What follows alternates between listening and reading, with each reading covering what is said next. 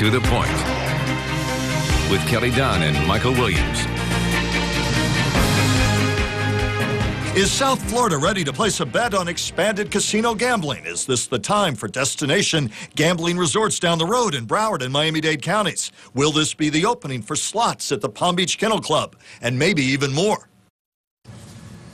Good morning and welcome to the Point. Gambling is shaping up to be one of the major issues next year before lawmakers, and already there are signs that it could be, in gambling parlance, a crapshoot. What are the odds that a gambling proposal will become a reality? Joining us today with some answers is someone who's playing a major role in this debate, State Senator Ellen Bogdanoff, and we thank you very much for your time. Thank you for having me. You took issue with the first sentence right out of the gate here when we said, is South Florida ready to place a bet on expanding casino gambling? Well, why were you upset at expanding? Well, it's the message that I've been trying to get out for the last 3 months. The bill wasn't filed, and under its current form, you could argue that it would be an expansion, but I always say to people, how do you define expansion? Because there are a number of ways to do that. We have become the 4th largest gaming state in the nation over the last 10 years. So gaming has been expanding exponentially in the state of Florida, which most people don't even realize. What this bill really sets out to do is reform gaming in the state of Florida. What we have now is predominantly predatory type gaming with the lottery, the slots, and the internet cafes, which have proliferated tremendously in the last year in particular. And what we're trying to do is shift the gaming. If we're going to have it, and as a legislator who her entire career has been anti-gaming, if we are going to have it, and we are, and we're not going to be able to put the genie back in the bottle, the question is, what kind of gaming do we want in this state? And we need to move it from the predatory type gaming to what we call gaming that caters to the international tourist, one that will bring in conventions, one that will bring in trade shows, and actually produce economic development for the state. And that's really what this bill sets out to do. But 2 points to that. One, those who oppose it, the Disney Worlds and a number of other groups, chambers that oppose it, say, we already bring in international conventions and business. Why do we need it? It's been an age-old debate in Florida. I remember this going back to the 70s and beyond. So why can't we continue to attract that without gaming? Well, we do. But it's exclusive to Orlando, and I think it's okay for South Florida to have that benefit as well. Besides the fact that they're really 2 separate issues, and not all of the chambers, by the way, do. It's the Florida Chamber that has taken a position, and that's fine, and I understand that, and I certainly understand why Disney World would be opposed to it, and they're more on the concept of we're going to ruin our family-friendly image. Well, being the 4th largest gaming state in the nation, and we still haven't lost that family-friendly image, I doubt that we're going to lose it by bringing in a 5-star resort that happens to have a gaming component. But I think a lot of people, when they hear casino gambling, they think of the Vegas Strip. So that, I mean, that's got to be why you're getting a lot of pushback, is that's what people associate is Las Vegas. And that's what they say, I don't want that. Sure, and nobody all does. that comes along with it. And we won't be a Las Vegas, and we will never be a Las Vegas. I mean, the only reason Las Vegas exists is because of gaming. It's a desert. And people don't wake up in South America or in Europe and say, gee, I want to go visit the desert. They want to go and they want to game, and that's why they go to Las Vegas. We are already an international destination, admittedly. So what this is, and remember, it is not about trying to attract people because of gaming. It is about trying to shift the type of gaming that we already have. Not all gaming is alike. Not all cars are alike. Not all restaurants are alike. So what we need to do is shift it from the predatory gaming that we currently have, which is destructive in many ways, to, if we're going to have it, to create destination resorts where we can actually add to the benefit for Florida on an economic basis. And essentially to regulate and thereby profit from it to the tune of perhaps as much as $456 million in tax collections over 4 years is a rough estimate that we hear. Right. And I wouldn't be doing this for the benefit of revenue. I mean, this is not a revenue producer for me. This is not why I'm doing it. I'm not even doing it for the purpose of economic development. It's twofold. It is to reform and control the growth of gaming in this state and move it in the right direction, and to also, one other key component, 2 or 3 years ago when we signed the Seminole Indian Compact, we basically sold a monopoly to the Seminole Indians. And as a nation, as a state, as public policy makers, that's not what we should be doing. We are a free market enterprise nation, and that's how we develop business, and we should never be selling monopolies. If I may, as we talk about sticking points, because at the outset you did cringe about the talk of expansion, and yet a fellow powerful Republican, Senator John Thrasher, Republican from St. Augustine, for those who aren't aware, said, quote, "Make no mistake, this is an expansion, a major expansion of gambling in the state of Florida." Going on with this quote, in fact, while it's referenced as limited gaming, it really is not. It's every type of casino game authorized in the bill, 24 hours, 7 days a week, 365 days a year. Your response? It's a great soundbite. It certainly Is it plays accurate? well.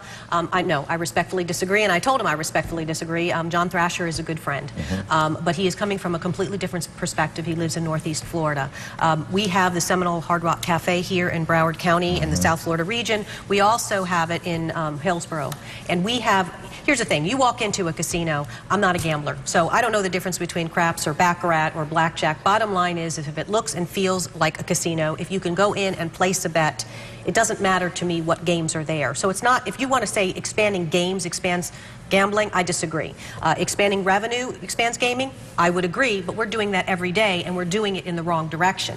The third way is the number of locations. What we're talking about is potentially 3 destination resorts to shut down what I would consider a number of other facilities. And those facilities are going to be dormant permits on the pari-mutuels. We're going to hopefully shut down a lot of the internet cafes, if not all of them, if I have my druthers, and to basically shift away from that type of predatory gaming. So it's, to me, what ultimately the goal is to have a reduction in the number of locations and to reform and move gaming in a different direction. It's places that have already approved slots, right? Well, yes, and that's the way the bill was written prior to what has happened over the last 2 months, which even further illustrates the necessity for this bill, which is to rein in the, what I call the clever lawyering and loopholes that people have found to expand gaming. We have Gadsden County, we have Washington, we have Hamilton, and now we have Palm Beach County that is looking to put slots on the ballot because of a court ruling that has provided that they can do that. So then will casinos come here, Palm Beach County? Well, the question is, and I've been listening to my members in terms of how they would like this bill to move forward, and I have a strike call coming out soon that will basically say, I don't care if it's Miami-Dade, I don't care if it's Broward, I don't care if it's Palm Beach, I don't care if it's Hamilton or Gadsden. You're going to put a referendum on the ballot, and the voters will decide which type of gaming that you want. Do you want slots only? Do you want pari-mutuels? Do you want none of it? Or do you want destination resorts? The destination resorts, just for people who may not be aware, would be in which locations? If well, approved. I think it's up as in the air. As it stands now, though, Miami-Dade and Broward. That is the hope that would be Miami-Dade and Broward County, but based on... You think it should be that limit of 3 for now? I think 3 is, I think you would reach a saturation point. Is 3 the limit for now? Right now, it's in the bill. If that is the limit for now, can Palm Beach County and the Treasure Coast, for instance, say, wait a minute, there's only such a sized economic pie. The economic pie is only so large. Correct. If this comes, we're going to see a lot of our business heading south, whether we like it or not, and gambling's going to suck the tourism economy right down with it. Is that a fair argument, or at least concern? I would argue no. I think that people who enjoyed gaming, game. And people who don't. People who are going to go to Disney World are still going to go to Disney World. People who want to come to Palm Beach to enjoy what they have in Wellington or what they have on Palm Beach with the breakers and all of that, they're still coming here. I mean, I would say if I ever visited Vegas, if I could actually stay in a hotel that didn't have gaming, I would prefer to do that. That would be my preference. I mean, you go to Miami Beach, and the Fontainebleau is an international destination, and I believe it will continue to be so. This is really more about just providing one additional element of entertainment and shifting our gaming from predatory to Attorney General Pam Bondi is opposed to this and says that it would allow criminals to launder their money here. Also, Governor Scott says he's lukewarm to the idea. That's some big opposition in the state capitol. Well, I would say that Attorney General Bondi's comments were unfortunate, and I think that the Seminole Indians took issue with that.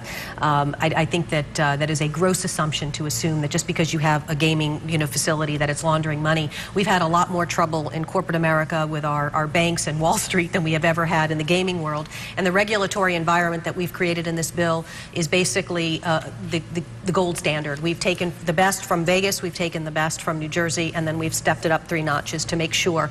And they are so highly regulated that I think that statement was probably a little premature.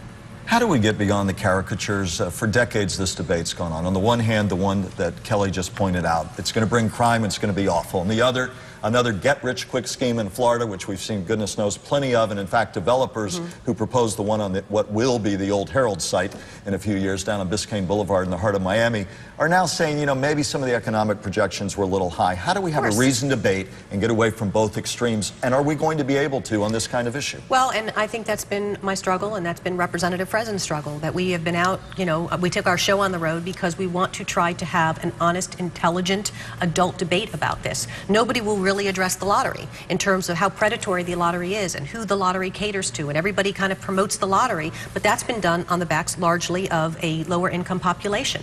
And personally, I think most people who oppose gaming should find that to be the most offensive. And you don't think that'll increase people, though? I mean, that'll increase the numbers of people who are spending the money they don't have or they have very little in hopes of getting rich? Well, here's the thing.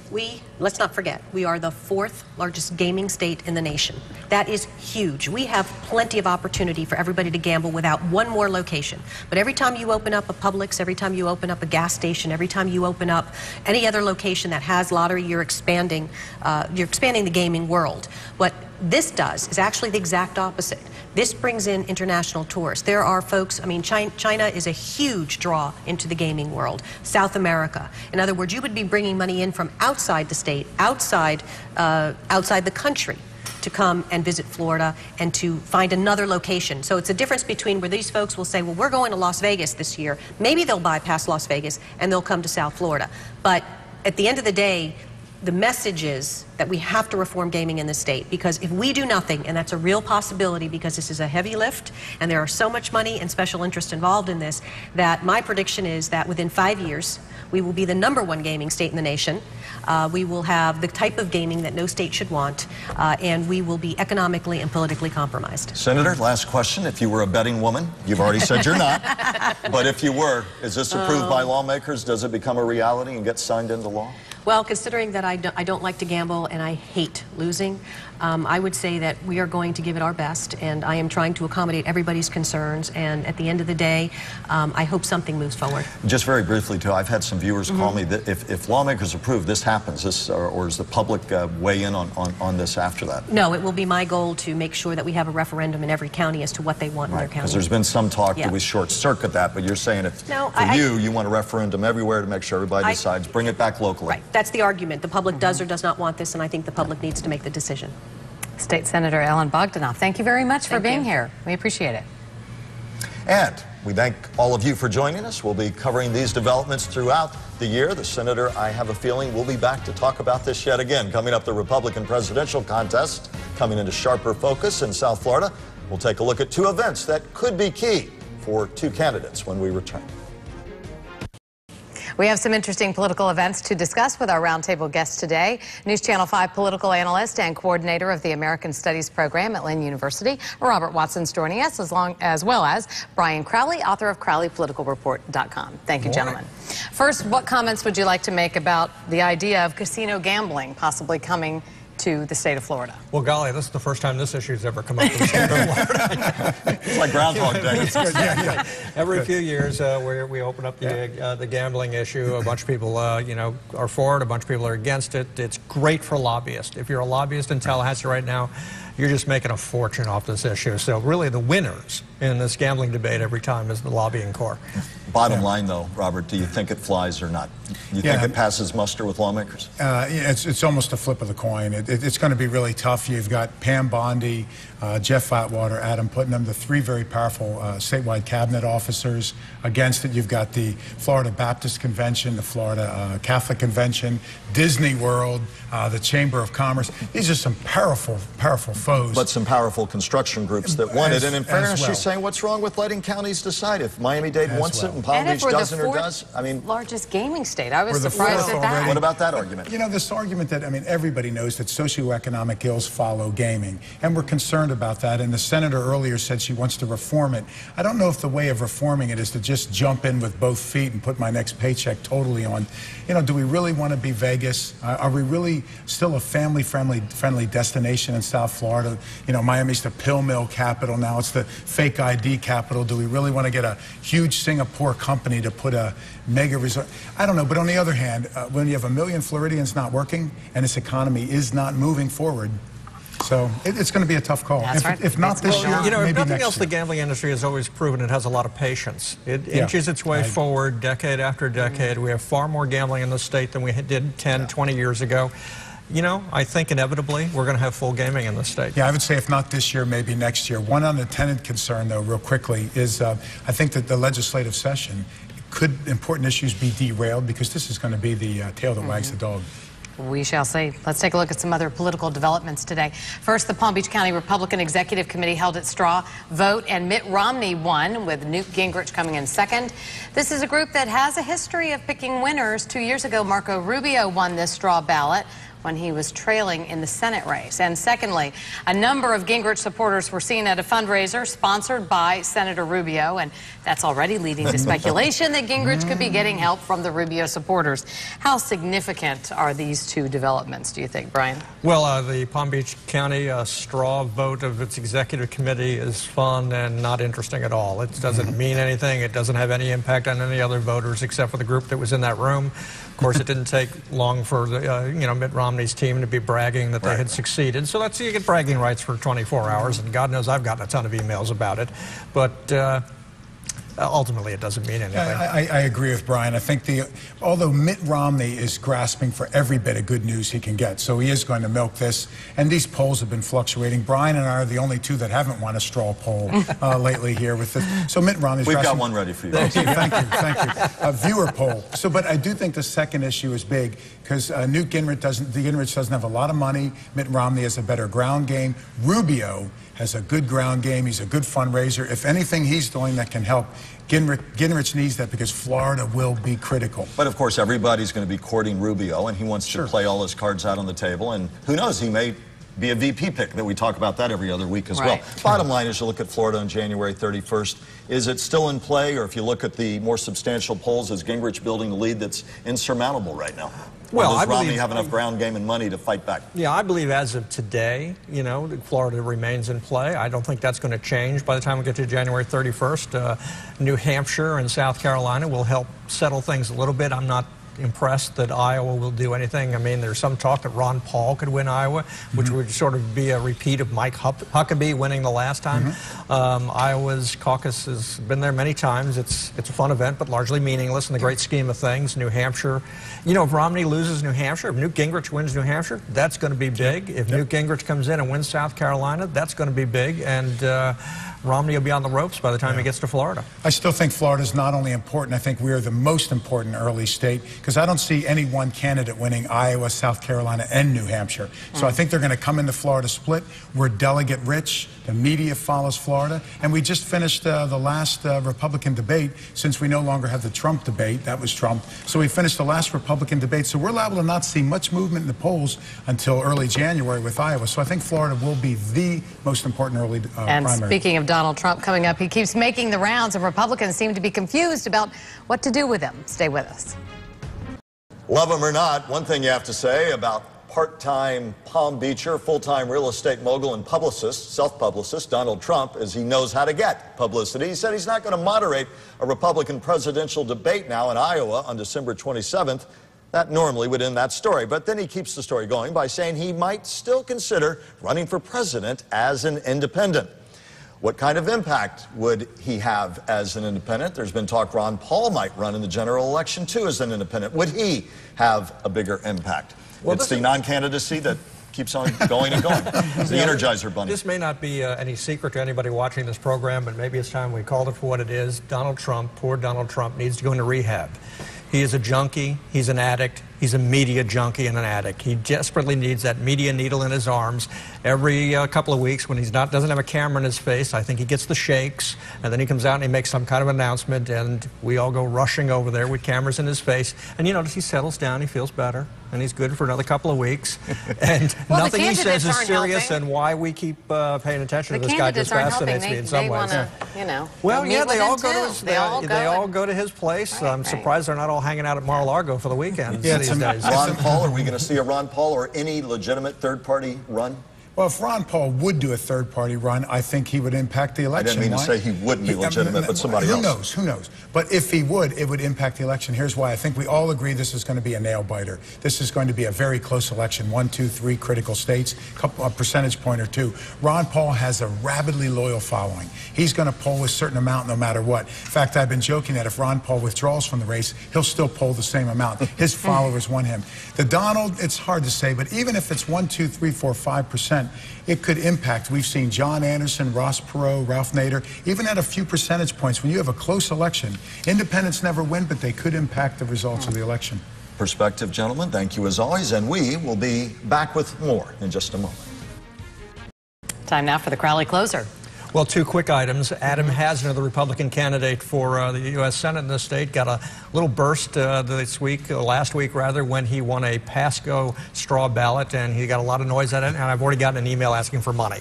Another thing that I think y'all will appreciate, the Everglades Foundation is having a water supply summit in Tallahassee, and the moderator will be NBC's very own Chuck Todd. There you go. Tune in. Excellent. Thank you very much, Brian Crowley and Robert Watson, for joining us. And thank you for being part of the show today. Have a great weekend. Enjoy your Sunday.